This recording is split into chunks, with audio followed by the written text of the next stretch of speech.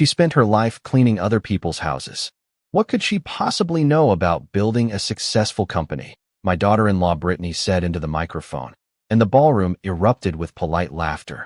I sat perfectly still at table 12, my hands folded neatly in my lap, as hundreds of people turned to look at me. Some smiled awkwardly. Others quickly looked away. A few seemed embarrassed on my behalf.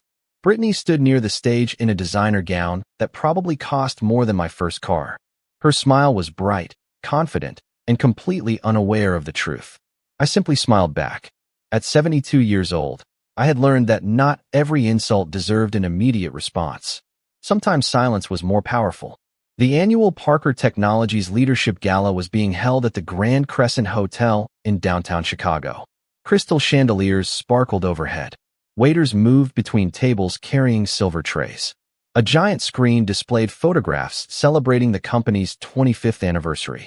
My son Michael sat near the front beside board members, investors, and business executives from across the country. Tonight he was receiving a prestigious award recognizing his leadership and achievements. Everyone called him a visionary. Everyone praised his determination. Everyone admired the company he had built from nothing. Or at least that was the story they believed. I looked down at the invitation resting beside my dinner plate. The gold lettering shimmered beneath the lights.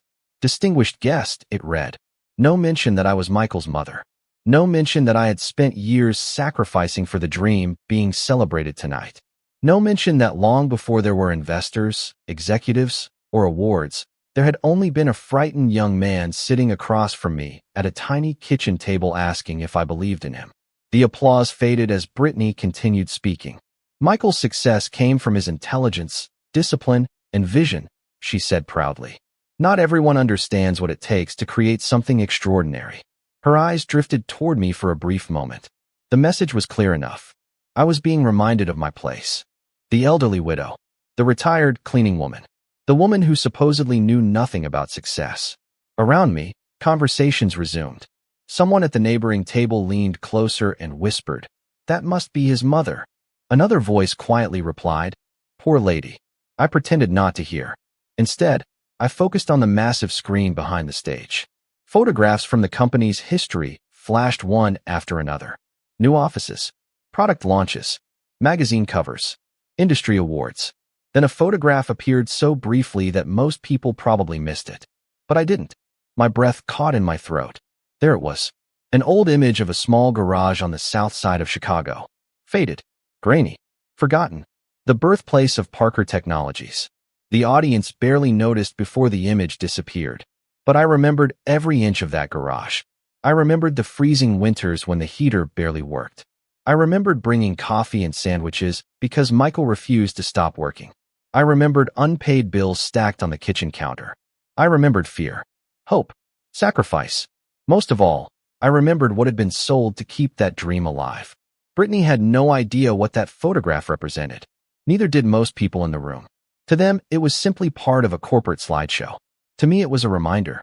A reminder that history has a way of surviving, even when people try to rewrite it. As the audience stood to applaud Michael's upcoming award, I remained seated for a moment longer. Across the ballroom, an elderly gentleman near the front row suddenly turned and looked directly at me.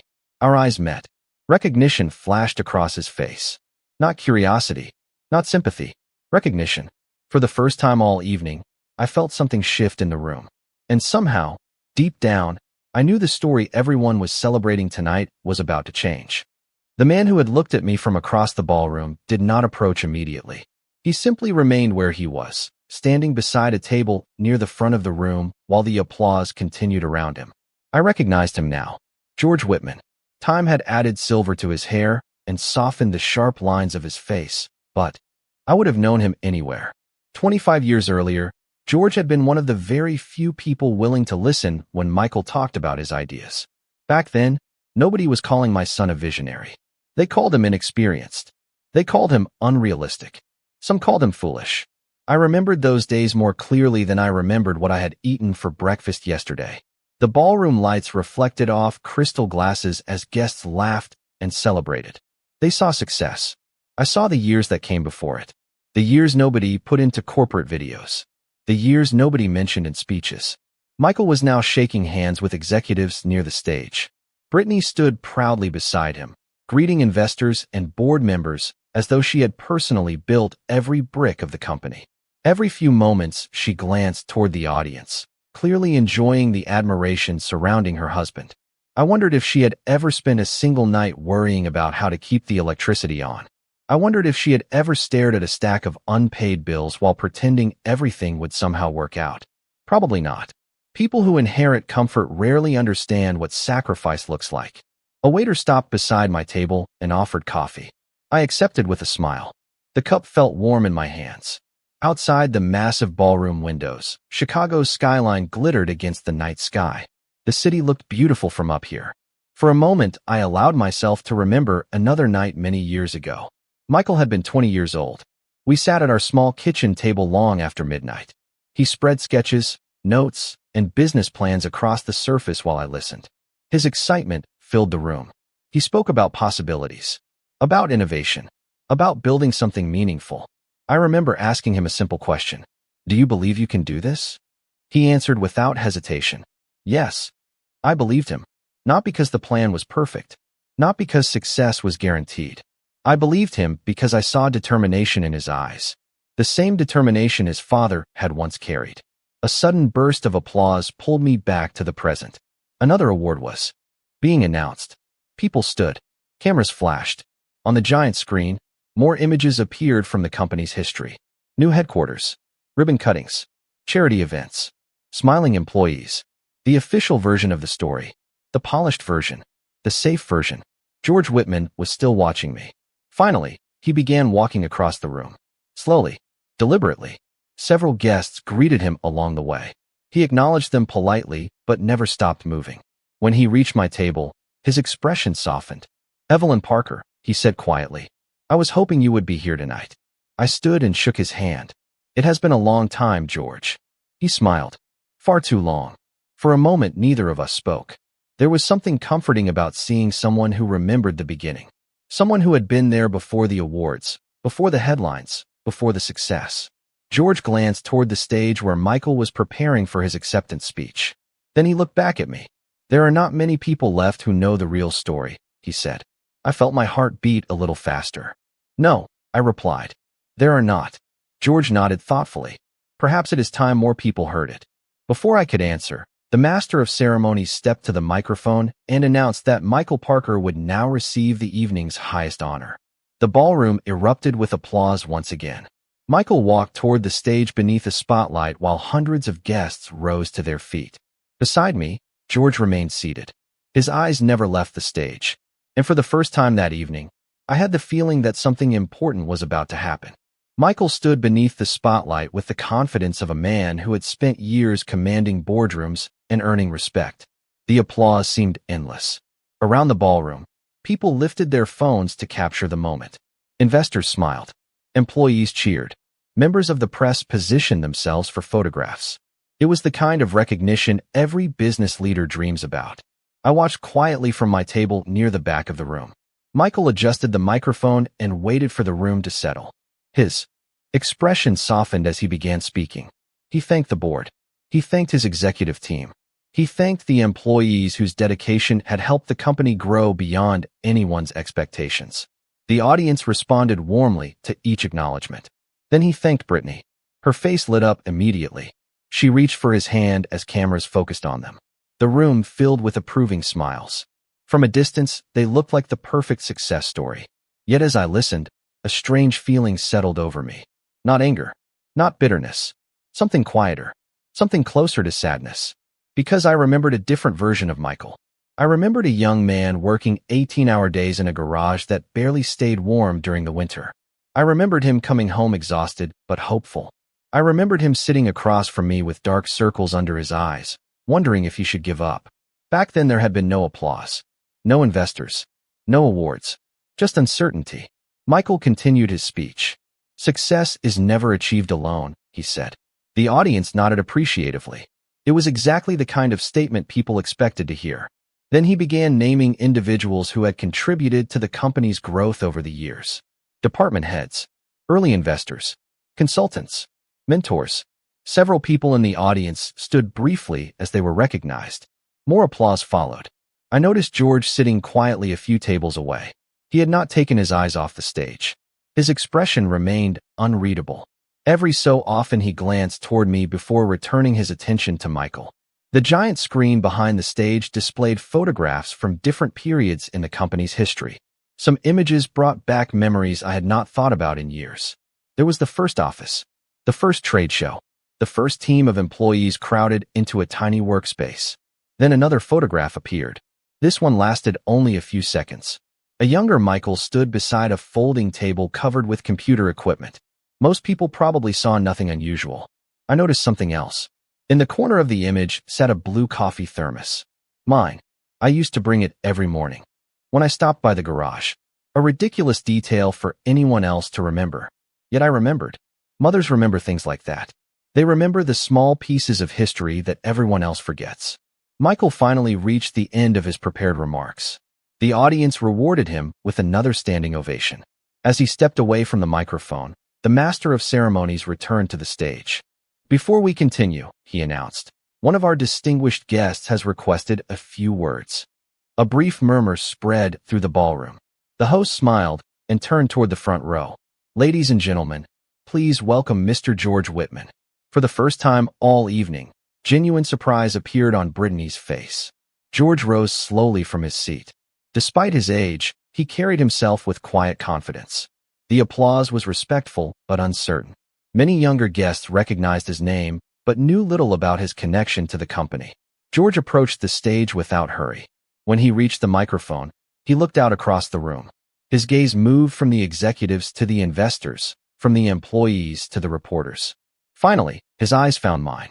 "Thank you," he said calmly. "Tonight, I have listened to a wonderful story about success." The room became completely silent. But there is a chapter of that story that very few people in this ballroom have ever heard. My hands tightened slightly around my coffee cup. Across the room, Brittany's smile began to fade. And for the first time that evening, I sensed that the carefully polished version of history was about to face something far stronger than applause. It was about to face the truth. George rested both hands lightly on the podium and waited until the last whisper disappeared from the ballroom. He did not rush. He did not need to. The kind of authority he carried had been earned over decades. "Most of you know me as an investor," he began. "Some of you know me as an advisor. A few of you may remember that I was one of the first people willing to take a chance on Parker Technologies." The audience listened carefully. Several reporters lifted their phones. George smiled faintly. "What many of you do not know is that 25 years ago, this company nearly ended before it ever began." A ripple of surprise moved through the room. Michael shifted slightly in his chair. Brittany remained perfectly still beside him. George continued. "At the time, Michael Parker was talented, determined, and hardworking. But talent alone does not pay rent. Determination alone does not keep the lights on. Hard work alone does not purchase equipment." A few people nodded. The room had become completely silent again. I remember visiting a small garage on the south side of Chicago. There were folding tables, borrowed computers, and extension cords running across the floor. There was ambition everywhere. Money, however, was much harder to find. Soft laughter passed through the crowd. George glanced toward me. One afternoon, I arrived for a meeting and found someone sweeping the floor before we opened the garage door. That person was not an employee. That person was not a consultant. That person was not an investor. My heart tightened. I already knew where this story was going, but hearing someone else tell it felt different. That person was Evelyn Parker. Several heads turned toward my table. George paused. At first, I assumed she was simply helping her son. Later, I learned the truth. She was doing much more than that. The giant screen behind him still displayed the company logo. George looked toward the technicians near the side of the stage. "Would you please show image 37? A moment later, the screen changed. A faded photograph appeared. The audience leaned forward. There I was, 25 years younger, standing outside the old garage wearing jeans and a windbreaker. The image was grainy, but unmistakable. A murmur spread across the ballroom. George pointed gently toward the photograph. "Most people see a proud mother. I see the person who kept the dream alive." The room grew even quieter. While Michael worked inside that garage, Evelyn worked wherever she could. Early mornings, late evenings, Weekends. She saved every dollar she could spare because she believed in her son.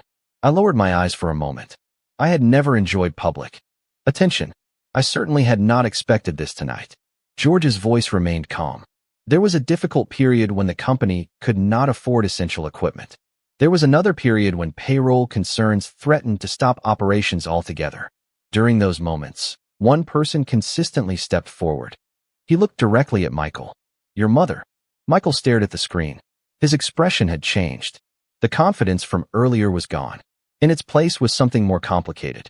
Reflection, memory, perhaps even regret. George allowed several seconds of silence to pass. Many successful companies have founders. Some have investors. Some have visionary leaders. But every once in a while, there is someone whose name never appears on official documents. Someone whose sacrifices become invisible as success grows larger.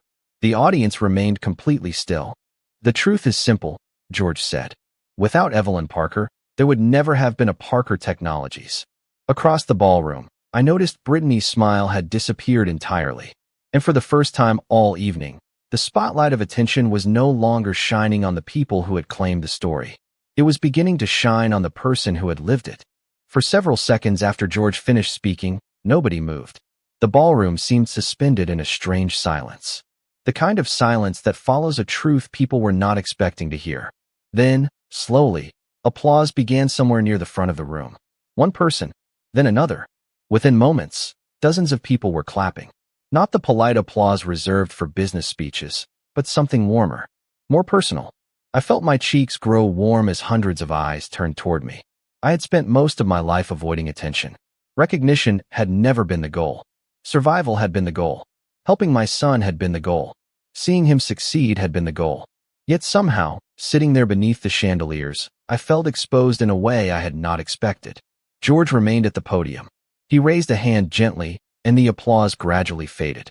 "There is one more thing I would like everyone to understand," he said. The audience immediately quieted.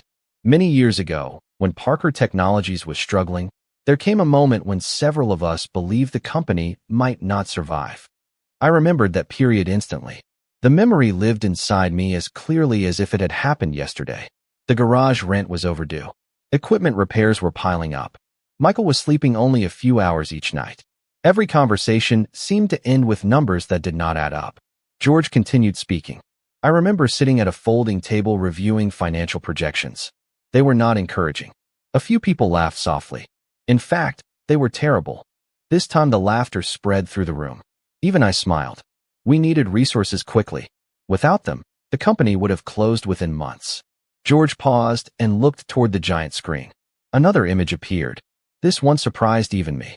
It was a photograph of an old jewelry box sitting on a kitchen table. My heart skipped. I knew exactly what it was. George's voice softened. Most people in this room know about investment rounds and capital funding. Very few know about the first investment that truly mattered. The audience leaned forward. It did not come from a venture capital firm. It did not come from a wealthy entrepreneur. It came from a mother. A quiet murmur moved through the ballroom. I lowered my eyes. I had not seen that jewelry box in years. It had belonged to my late husband. Inside were family keepsakes collected over decades. George continued carefully. Evelyn sold items that carried deep personal meaning because she believed her son's dream deserved a chance. The room fell silent again. Across the ballroom, I noticed Michael staring at the photograph. His expression had changed completely now. The executive, the award winner, the celebrated leader. All of that seemed to fade as memories returned. For the first time that evening, he looked less like a chief executive officer and more like the young man I remembered from our kitchen table. George stepped away from the podium briefly and picked up a small folder. "I kept certain records all these years," he said. "Not because anyone asked me to. Because history matters." He opened the folder and removed a yellow document. Cameras immediately focused on him. This receipt records the transaction that provided the funds needed to keep the company operating during one of its most difficult periods. He looked directly at the audience. Without that sacrifice, there would have been no second chance. No expansion. No success story. I heard someone near my table whisper, "I had no idea." Another voice answered quietly, "Neither did I." George smiled faintly and returned the document to the folder. Then he looked toward Michael. Their eyes met across the ballroom. Neither man spoke. They did not need to. Some conversations happen entirely through memory. And as I watched my son's face, I realized that for the first time in many years, he was remembering exactly where he came from. The atmosphere inside the ballroom had changed completely. Earlier in the evening, people had been celebrating success. Now they were listening to history. Real history. The kind that never appears in annual reports or marketing campaigns. George remained at the podium while guests watched in silence. Even the waitstaff seemed reluctant to move. Nobody wanted to miss what came next. George closed the folder and rested it on the podium. "There is something else that deserves recognition tonight," he said.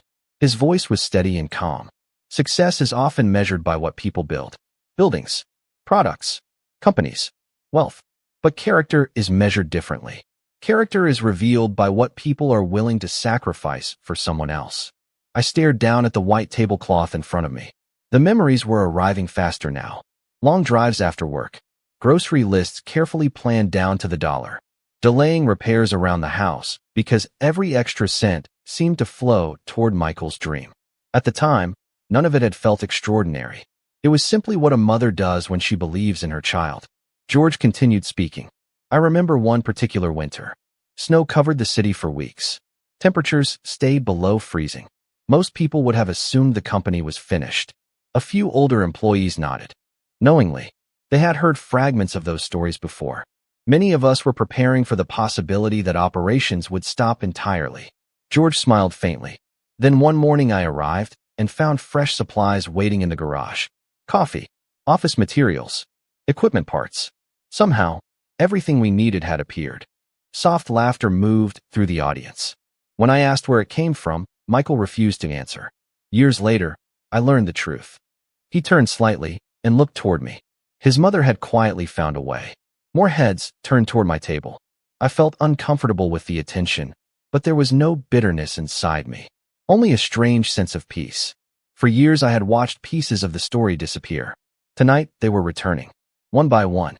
On stage, Michael lowered his head slightly. His eyes remained fixed on the floor. Brittany sat beside him with her hands folded tightly in her lap. Earlier, she had looked completely at ease. Now she seemed uncertain. The confidence she carried so easily at the beginning of the evening had faded. George glanced toward the giant screen. Another photograph appeared. This one showed a much younger Michael standing outside the garage beside several folding chairs. Most people probably noticed the future entrepreneur. My eyes went immediately to the old sedan parked behind him. The same car I had driven for nearly 12 years. The car that carried supplies across the city. The car that made countless trips between my job and that garage. The audience studied the image with new understanding. They were no longer looking at company history. They were looking at family history. George stepped away from the podium and slowly crossed the stage. "There is a reason I asked to speak tonight," he said. "Not because anyone requested it. Not because anyone planned it. I asked because success has a way of creating distance." The room grew quiet again. Sometimes people become so focused on where they are going that they forget who walked beside them when the road was difficult. Nobody moved. Nobody spoke. The words seemed to settle over the ballroom like a gentle reminder. George stopped near the center of the stage. "Tonight is a celebration. It should be. Parker Technologies earned every achievement being recognized here." He paused briefly. "But celebrations should include gratitude." Across the room, Michael finally looked up. His eyes moved toward my table. For a long moment, neither of us looked away. I saw something there that I had not seen in years. Not the confidence of a chief executive officer. Not the determination of a business leader. I saw the son who once sat across from me at a kitchen table asking whether I believed in him. And as the silence lingered between us, I sensed that the most important conversation of the evening had not happened yet. It was only beginning. The master of ceremonies eventually stepped forward, unsure whether to continue with the planned program or allow the evening to follow its unexpected course. For a moment, he stood awkwardly beside George, holding a stack of note cards that no longer seemed important. Then George smiled and returned to the podium one final time. "I promise I am almost finished," he said. Soft laughter spread through the ballroom. The tension eased slightly, yet nobody looked away. Everyone understood that something meaningful was unfolding. George glanced toward Michael. "There is a lesson hidden inside every success story," he said. The problem is that people often focus on the ending and forget the beginning. He turned toward the audience. You see the headquarters. You see the awards. You see the interviews and the headlines. What you do not see are the years before any of that existed. The giant screen changed again. Another photograph appeared. This time it showed a small kitchen table covered with papers, financial projections, handwritten notes, coffee stains. The image was simple, almost ordinary, yet it felt more powerful than any photograph of corporate success. I recognized the table immediately. It had sat in my kitchen for nearly 20 years. Many nights Michael and I sat there long after midnight discussing possibilities that seemed impossibly far away. Around the ballroom, people studied the image quietly.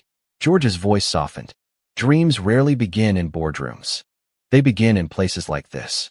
Michael never took his eyes off the screen. I could almost see the memories returning to him.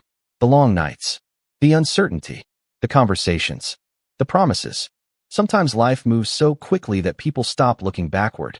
They become surrounded by schedules, responsibilities, expectations, and accomplishments. The past slowly fades beneath the weight of the present. George looked directly at my son. The strongest leaders are not the ones who remember their victories. They are the ones who remember the people who stood beside them before those victories existed. The silence that followed seemed to fill every corner of the ballroom. Then something unexpected happened. Michael stood. No announcement. No microphone. No preparation. He simply stood from his chair. Hundreds of eyes immediately followed him. Brittany looked surprised. Several executives exchanged uncertain glances. Michael remained still for a moment, as though gathering his thoughts. Then he began walking, not toward the stage, toward the back of the ballroom, toward my table. The room became completely silent. I watched him approach. Each step seemed slower than the last. He no longer looked like the celebrated executive who had accepted an award earlier that evening. He looked like a son carrying the weight of memories he had not visited in a very long time.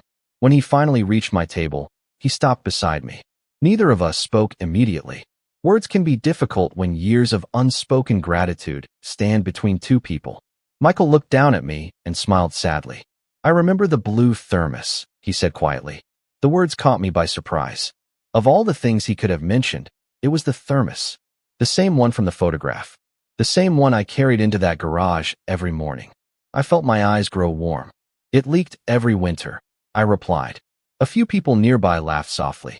Michael nodded. You still brought it anyway. For the first time all evening, I saw genuine humility in his face. Not embarrassment. Not obligation. Understanding. The kind that only arrives when someone finally pauses long enough to see what was always there. Around us, the ballroom remained silent. Nobody wanted to interrupt the moment. And as I looked at my son standing beside me, I realized that the greatest recognition of the evening was not the award sitting on stage. It was the simple fact that he was beginning to remember. Michael remained beside my table while the ballroom watched in complete silence. The moment felt strangely intimate despite the hundreds of people surrounding us. For years, our conversations had become shorter, busier, more practical. Phone calls about schedules, holidays, obligations. Somewhere along the way, we had stopped talking about the years that mattered most. Michael pulled out the empty chair beside me and sat down.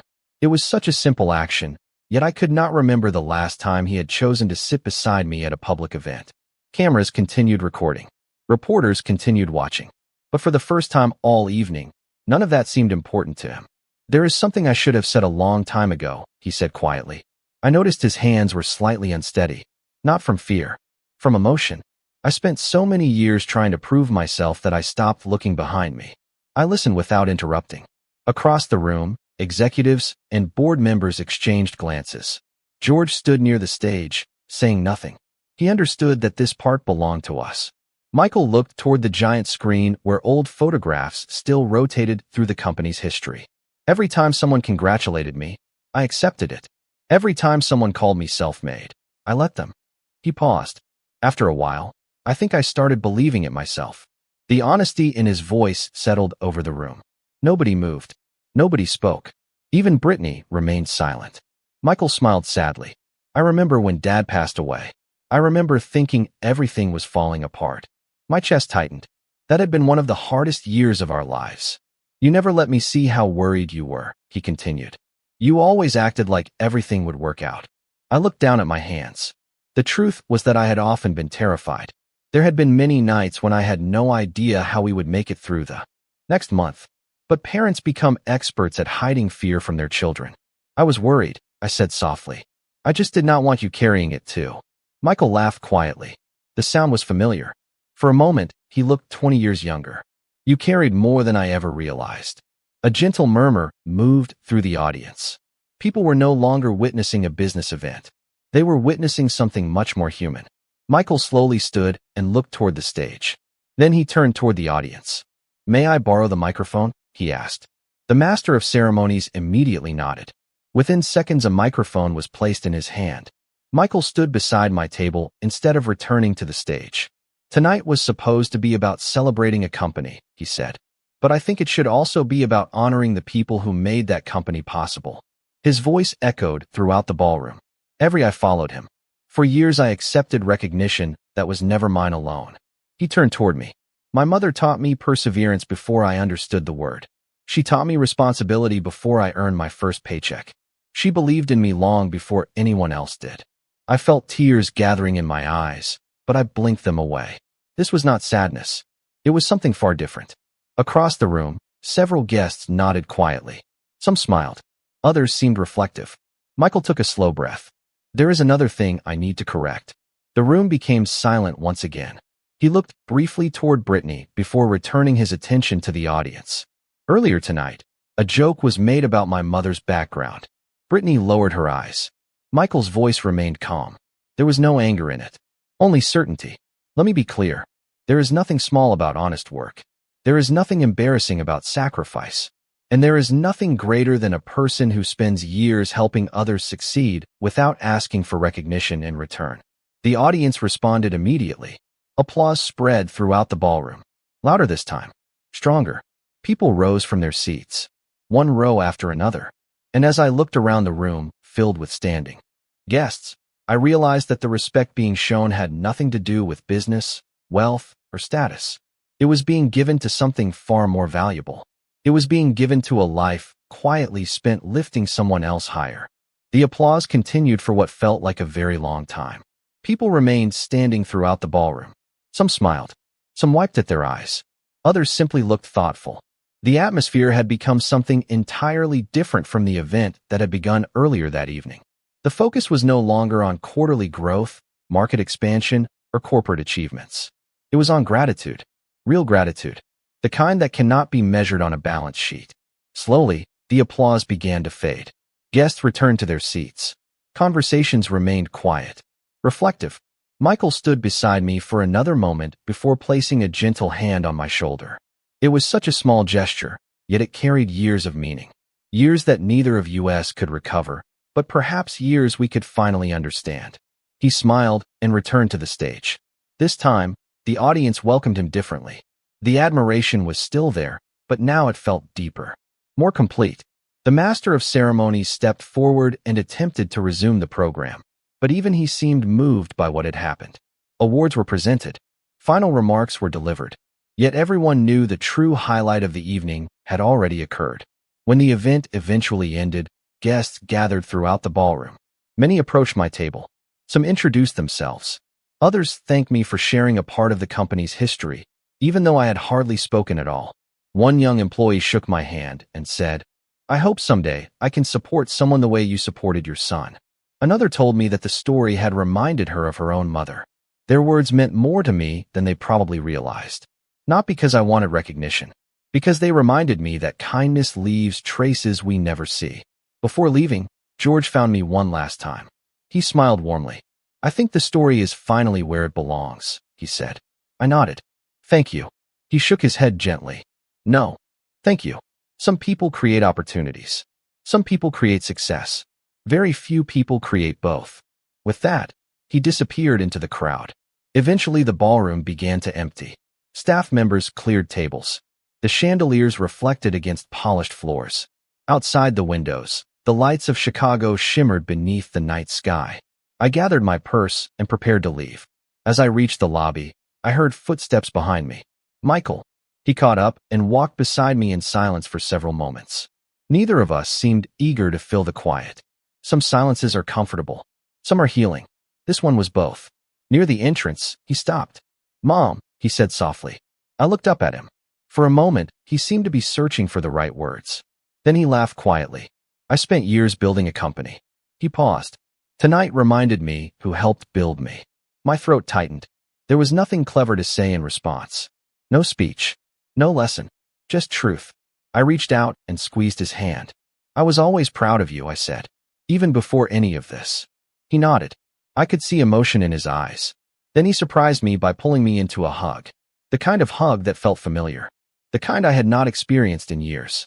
When we finally stepped apart, neither of us needed to say anything else. Outside, the cool night air greeted us. The city stretched endlessly around us, bright and alive. I looked back once at the hotel towering above the street. Earlier that evening, I had arrived feeling invisible.